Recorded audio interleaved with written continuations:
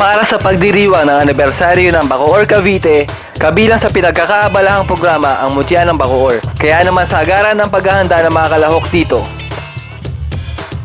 Iba't ibang preparasyon ang kanilang ginagawa. Pisikal, mental at emosyonal nilang ilalahad ang kanilang mga sarili upang magkaroon ng pagkakataong manalo sa kompetisyong ito. Dahil alam nila sa isa't isa na maigpit ang pagtutunggali. Preparation po,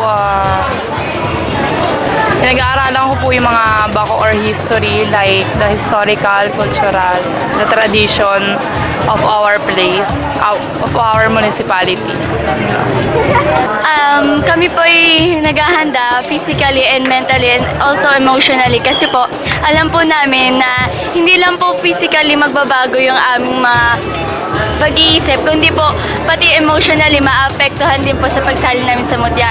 Well, inihanda na po namin yung mga sarili namin sa maaaring maging resulta po ng Mutya, and of course, we're very thankful po kay God kasi naabot po namin itong kinaroroonan po namin ngayon. Dahil may kanya-kanya silang kakayahan at kagandahang ihaharap sa madla, kaya bawat isa ay tunay na nagpakita ng galing sa darating na gabi ng Mutya ng Bacoor. At mula po dito sa Bacoor, Cavite, ako po si Jan Alcaide, nag-uulat eksklusibo para sa channel ng Countryside Filipino.